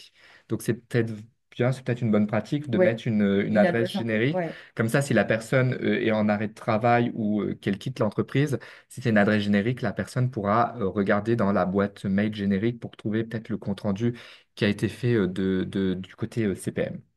Alors, Alan nous dit, serait-il possible de voir apparaître la période d'arrêt maladie concernée sur le compte-rendu? Oui, alors ça, c'est une grosse problématique, hein. Alors, on l'a déjà fait remonter. C'est vrai que vous, quand vous avez votre compte rendu qui Ouais, arrive, il n'y a pas l'arrêt. Donc, si votre salarié a beaucoup beaucoup d'arrêts dans le d'arrêts. même mois Mm. et que vous êtes obligé de faire 4 attestations et qu'on en rejette peut-être une, bah vous Vous n'avez savez pas pas à quel arrêt l'information. correspond en fait le compte-rendu. Oui, c'est On un l'a petit déjà peu fait remonter. problématique. À ce moment-là, téléphonez au 36 79 pour voir quelle est l'attestation qui a été rejetée, hein, si jamais vous avez un rejet, un état invalide, pour voir quelle est l'attestation que vous êtes obligé de refaire ou du moins qui a été rejetée. Parce que c'est vrai que quand vous avez des comptes rendus qui arrivent, Ouais. bah, bien souvent, vous ne savez pas quel est l'arrêt et quelle est l'attestation qui a été rejetée. C'est vrai que c'est une Mm. anomalie un petit peu problématique. Alors, on On va finit terminer avec par le le dernier webinaire. slide. Donc, pour lire les comptes rendus, hein, donc vous allez recevoir un compte rendu métier par mail de l'assurance maladie. Alors, visiblement, Jennifer nous dit qu'elle ne le reçoit pas. Jennifer, il faudrait vous rapprocher pardon, de votre administrateur pour en fait savoir quelle adresse mail est renseignée. Et là, vous aurez accès. Mais il faut vraiment voir avec l'administrateur. Après, si c'est des signalements DSN, hein, vous avez les comptes rendus dans le tableau de bord, hein. C'est-à-dire qu'il faut retrouver votre signalement DSN. Et vous Et ouvrez la loupe. si, voilà, vous avez une petite loupe. Et si l'attestation a été traitée par notre CPM, vous avez le compte rendu. Par contre, attention, je crois de mémoire, le compte rendu n'est que visible 90 jours. Après, Ouais, c'est au-delà, vous ne ça. pouvez plus Mm. visualiser. Mais si c'est des signalements DSN, vous pouvez consulter tous les comptes rendus qu'on vous fait sur vos attestations sur Sur votre le tableau de tableau de bord. bord. Alors, vous allez recevoir bien sûr un compte rendu, donc ça sera OK, donc valide. Comme on l'a dit tout à l'heure, ça ne veut pas dire que c'est payé, hein.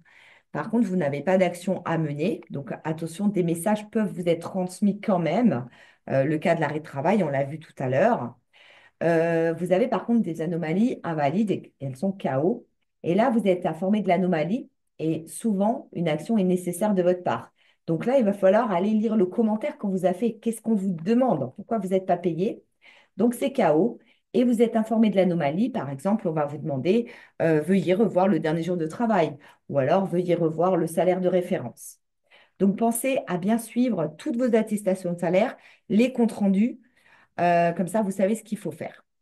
Voilà au niveau du suivi. On reprend sur les contacts. Donc, les contacts, c'est un petit peu toujours les mêmes, hein. Vous avez le site Net Entreprise, le site Internet, les sites Internet, ça va être Net Entreprise, la base de connaissances qui est intéressante. Vous avez aussi beaucoup d'infos sur Amélie Entreprise. N'hésitez pas à aller chercher les actualités de l'assurance maladie. Vous avez également l'actualité de la CPM de Moselle et surtout les dates de nos prochains webinaires. Au niveau des contacts téléphoniques, ah, je vois qu'il y a une petite faute d'orthographe, Mathieu, on n'a pas été vigilant. En haut. Ouais, ouais, il manque un petit O Excusez-nous, il dans manque un petit téléphonique. O. Donc, les contacts téléphoniques, quand vous avez un souci sur Net Entreprise ou alors en DSN, vous avez un seul numéro pour contacter tout le monde, c'est le 0806 800 700. Quand vous avez des questions sur votre dossier, pourquoi vous n'êtes pas payé, qu'est-ce qui manquerait, il faut contacter nos homologues. C'est une plateforme spéciale employeur, le 3679. Donc, avant de refaire une attestation de salaire, vous l'avez déjà fait, vous n'êtes pas payé, appelez le 3679, ils sauront vous renseigner. Ensuite, on va passer aux questions-réponses, mais on voulait aussi vous parler de notre agenda du mois de juin, qui est assez chargé. Mm.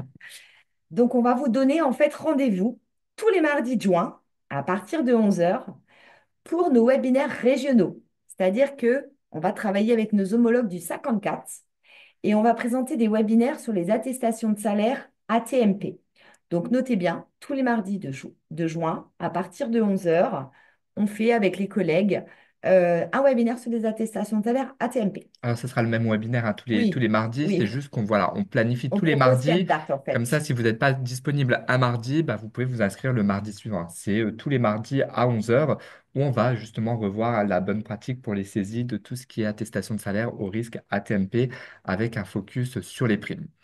Et le 26 deuxième, juin, le 26 juin, c'est nous, hein. c'est ça. On va vous faire un petit flash actu, donc le 26 juin à 10 heures. Voilà, notez-le aussi dans vos agendas si vous êtes dispo. Donc les flash actu, hein, ça dure moins longtemps. C'est vraiment 4-5 petites infos. Voilà, donc n'hésitez pas à le noter. On va maintenant passer à toutes les petites questions. Oui, qui restait en suspens, qu'on Alors, est-ce n'avait qu'on peut-être pas. commence par la fin des questions? Jonathan nous dit, vous n'avez pas répondu à ma question.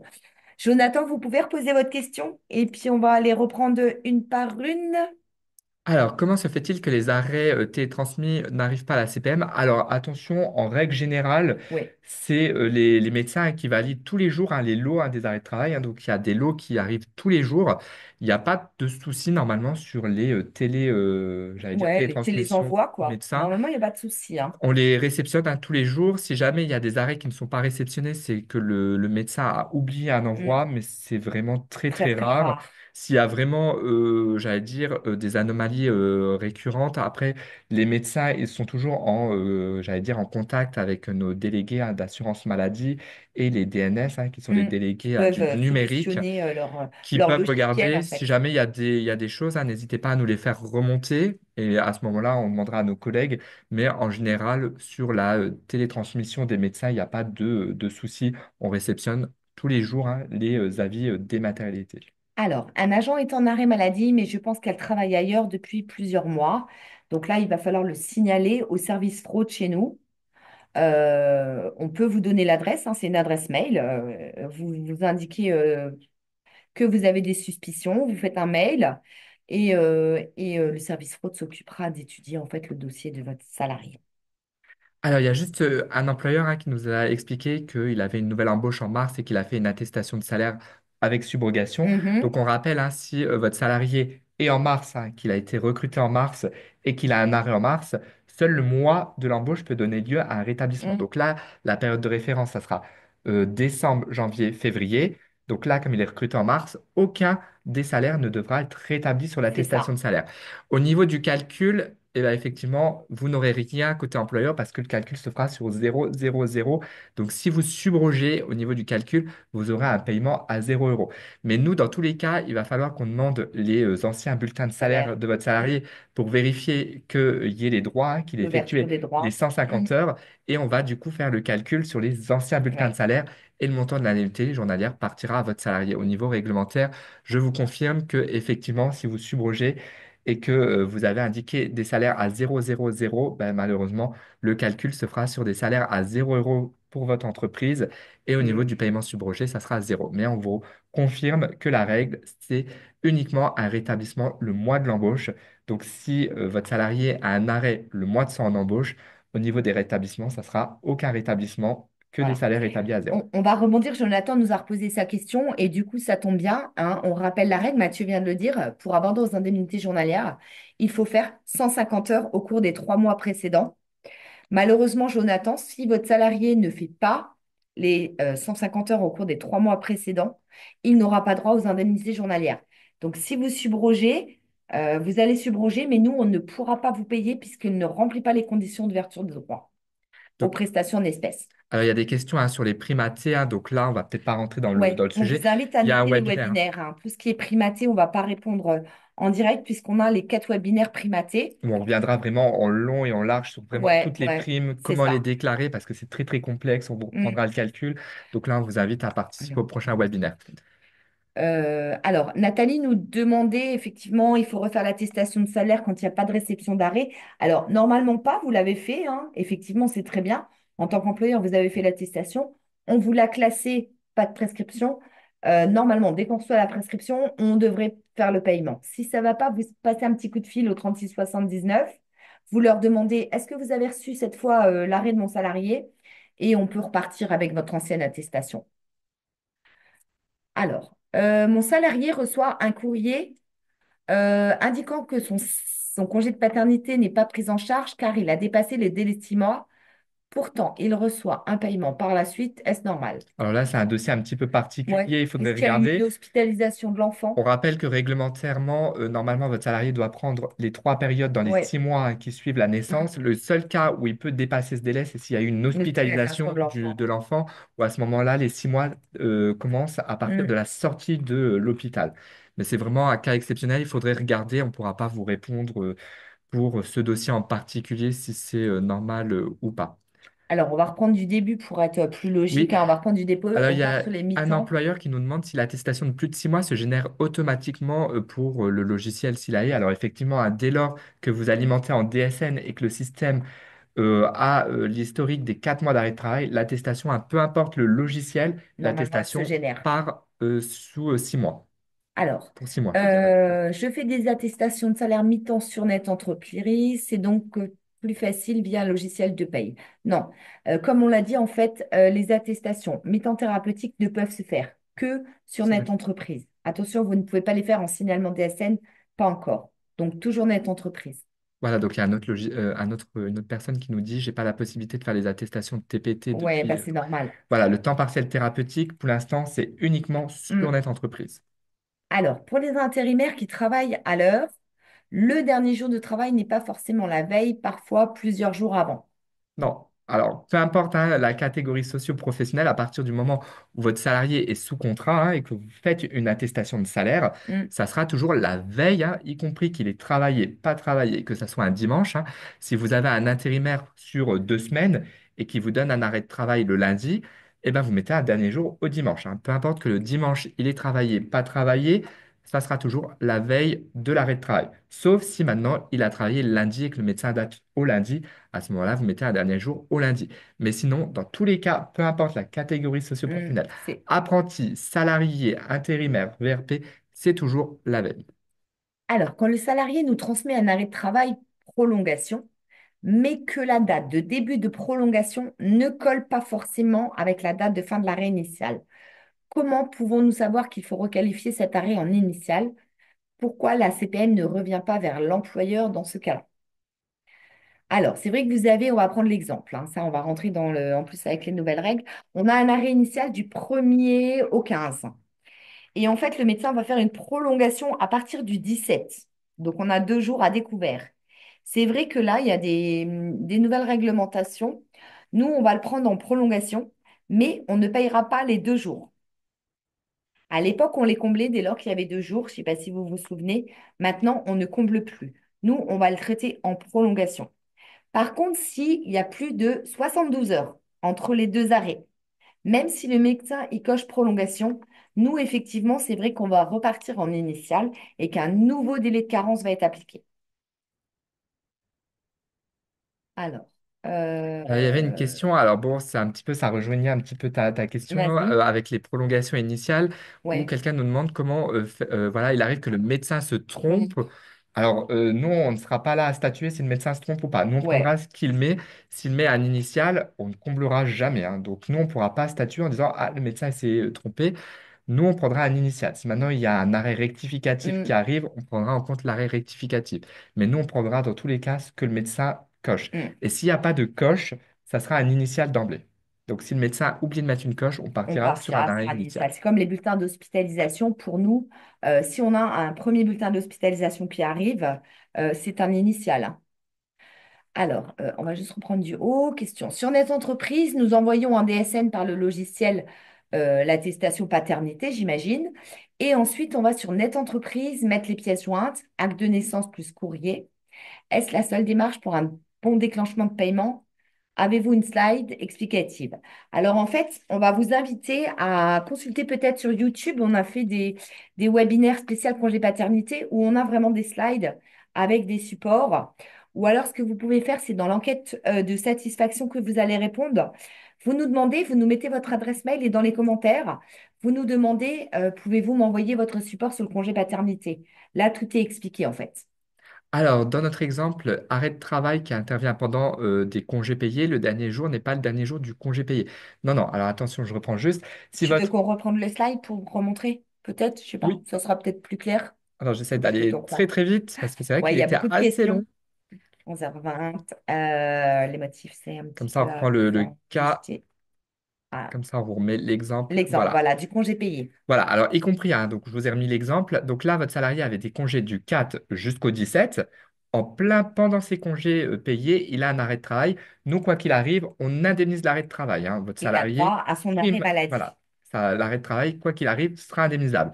Donc le dernier jour à indiquer, ça sera la veille de l'arrêt maladie, c'est-à-dire le 14. Je ne sais pas du coup si j'ai répondu à votre question, mais du coup, pour répondre alors à votre question, non, le dernier jour à indiquer ne sera pas le 17. Mais Ce ça sera sera pas, bien ça sera bien la veille de de l'arrêt l'arrêt maladie, le initial. 14. Après, c'est à vous de voir, est-ce que vous annulez les congés Congé payés qui payé, tout interviennent à pendant la fait. maladie ou est-ce que vous lui payez? Nous, il peut y avoir un cumul, c'est-à-dire il peut y avoir un maintien de salaire côté employeur pour les congés payés et des indemnités journalières côté assurance maladie. Nous, il n'y a pas de souci sur le cumul congés payés et J maladie. Mais c'est à vous de voir, est-ce que vous lui les annulez? Et à ce Mm. moment-là, il gardera les jours de congé pour les prendre par la suite, ou est-ce que vous lui les laissez, vous lui les payez, et à ce moment-là, il y aura un cumul IJ maladie, congé payé. Nous, on n'intervient pas en fait sur les congés payés. Nous, à partir du moment où on a un arrêt maladie, l'arrêt On maladie l'indemnise. est indemnisable. Voilà. Donc nous, vous nous mettez la veille, c'est-à-dire le 14. Alors, Jonathan revient sur la commune, effectivement, dans votre cas, hein, dans votre cas que vous nous avez précité. Nous, on ne va pas rentrer en ligne de compte. Est-ce que la commune doit payer le salaire de l'agent? Ça, c'est en interne. Nous, ce qu'il faut savoir, c'est que s'il ne remplit pas les conditions d'ouverture de droit aux prestations en espèces chez nous, on n'interviendra pas. Maintenant, en tant que commune, est-ce que vous êtes obligé de maintenir ou pas maintenir? C'est à vous de voir dans vos conventions. On n'intervient jamais. Oui, alors j'ai une question, hein. J'ai un accident de travail suivi d'un arrêt de travail, mais le médecin n'a pas coché accident de travail. Bah, nous, du coup, s'il ne met pas l'arrêt en rapport, Hmm, il faudra faire une attestation en maladie. Ou bien il faudra voir avec votre salarié, hein, pour éventuellement lui demander si l'arrêt qu'il a est en lien avec l'accident de travail. Mais c'est effectivement, ça. si c'est en lien, il faudra que le médecin fasse un arrêt rectificatif pour cocher en lien avec l'accident de travail. Si c'est pas coché, il faudra faire une attestation en maladie et ce sera indemnisable en maladie. Alors, là, c'est un petit cas, donc c'est un spectateur anonyme. J'ai effectué une attestation de salaire via Net Entreprise. J'ai bien reçu l'accusé de dépôt. Cependant, à ce jour, vous n'avez visiblement pas reçu l'ARL, l'accusé de réception logique, et la CPM m'a dit qu'ils n'ont pas reçu l'attestation de salaire. Là, il va falloir téléphoner au 36 79. C'est un cas particulier. Vous allez donner le numéro de sécurité sociale du salarié, et du coup, ben, les collègues pourront vous répondre qu'est-ce qui a bloqué. Euh, Alors, après, il y avait bon, le diaporama, on vous confirme que vous pourrez le télécharger à Télécharger. l'issue, hein. Il y aura une Mhm. enquête de satisfaction avec un lien à copier-coller, hein, pour pouvoir récupérer le support. Une question concernant les salaires. En cas de prime annuelle sur un mois de référence, donc là, je pense qu'on est sur Sur de de l'AT, je l'AT pense, hein. et on vous invite à prendre note des 4 dates parce que vous aurez les réponses à toutes vos questions sur les primes. Alors, la caisse de congés payés rejette les congés si je mets un arrêt durant les congés et réclame l'argent au salarié. Alors, nous, on n'intervient pas, hein. Sur tout Ouais, ce qui c'est est ce qu'on vous congés a dit. payés, caisse privée de congés payés. En fait, nous, on n'intervient pas. À partir du moment où on a un arrêt maladie, nous, Nous, on médicalement, l'indemnise. l'arrêt est justifié. Donc, on devra, du coup, prendre l'arrêt maladie en compte et on devra l'indemniser. Donc, il faudra nous faire une attestation avec un dernier jour à la veille. Après, c'est à vous de voir, est-ce que vous lui payez les congés payés ou est-ce que vous lui les annulez pour que votre salarié puisse les prendre par la suite? En fait, nous, on n'interviendra pas sur les congés payés. Hmm. Nous, il nous faut par contre une attestation de salaire avec un dernier jour à la veille. Alors, visiblement, on a la dernière question. Lorsqu'il y a un arrêt qui s'arrête le vendredi et qui reprend le lundi, cela est donc traité comme une prolongation. Mais est-ce qu'il y a des indemnités journalières le samedi et dimanche qui sont versées? Alors, ça dépend, j'ai envie de dire, si c'est après le 1er septembre, non. Si c'est avant le 1er septembre, oui. En Voilà, fait, il y a une depuis nouvelle le 1er septembre, il y a cette tolérance, hein. C'est vrai que qui a été la CNAM avait abandonnée. acté en disant que voilà, si on a un arrêt jusqu'au vendredi et une prolongation au lundi, on comble les journées non prescrites, hein, Donc, on les payait. on les payait et on pouvait les payer. À partir du 1er septembre, Cette mauvaise tolérance, nouvelle, voilà, elle a été supprimée. suspendue, hein, elle a été Mm. supprimée. Donc, c'est-à-dire qu'on continuera à raccrocher, hein, donc il n'y aura pas besoin de faire une attestation de salaire de votre côté. Il n'y aura pas de délai de carence qui sera réappliqué sur la prolongation. Mais par contre, les jours qui ne seront pas couverts par l'arrêt de travail, hein, le samedi, dimanche, ne donneront pas lieu à une indemnisation. En fait, on n'indemnise plus les jours qui ne sont prescrits, enfin, qui ne sont pas prescrits. On C'est-à-dire que l'indemnité journalière sera à zéro. à On va zéro sur les deux. payer jusqu'au mardi, l'arrêt de travail, simplement le samedi et dimanche, sur le bordereau, ça sera zéro. Voilà. Mais on ne réappliquera pas, la prolongation sera pris un prix comme une Mais prolongation. Il n'y voilà. aura pas de réapplication de délai de carence, pas besoin de faire une attestation, mais la période d'intervalle ne sera plus indemnisée. Alors là, c'est un petit problème net entreprise. Nous sommes deux collègues à gérer les payes. À ce jour, le compte net entreprise a mon adresse mail renseignée. J'ai donc fait ma modification pour mettre la boîte aux mails du service de paye, mais je ne reçois pas le mail de validation. Je n'ai plus accès au compte. Alors, il faudrait contacter le numéro qu'on vous a mis sur le support. Mathieu, tu peux peut-être te le remettre, contacter directement Net Entreprise. Normalement, ils vont vous expliquer hein, comment faire les modifications sur NetE. Après, c'est vrai que Mathieu, toi, tu as fait un webinaire mi-avril pour expliquer. Je crois que le 17 avril, tu Oui. as fait un webinaire pour les habilitations.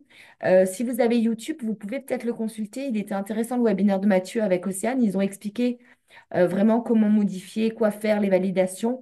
Et si vraiment vous n'avez pas le temps de visualiser le webinaire, n'hésitez pas à appeler le 0806 800 700.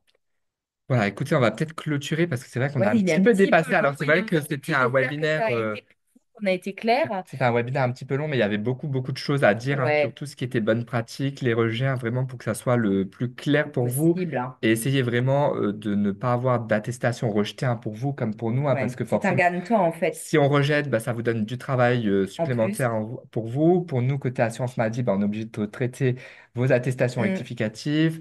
Parfois, il y a des erreurs de paiement sur des histoires de subrogation qui avaient été mal alimentées. Donc voilà, c'était important de faire un webinaire vraiment pour essayer de ouais, limiter le plus on possible espère qu'on a été les clair. erreurs.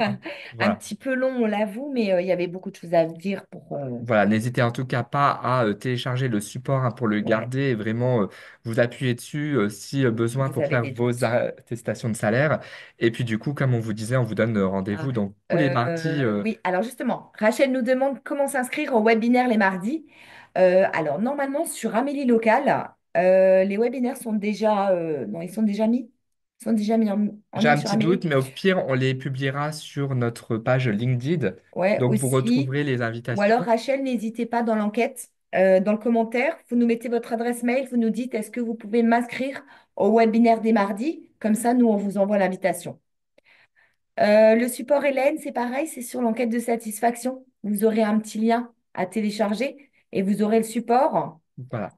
Euh, Eh bien, écoutez, on va voilà, clôturer oui, on du va coup ce clôturer. webinaire. Il est 11h29. On vous On a souhaite un une petit bonne peu journée. dépassé. Voilà, on vous remercie encore pour votre participation et puis on vous donne rendez-vous prochainement pour d'autres webinaires. Voilà, belle journée à vous. Bonne À journée, au bientôt. revoir.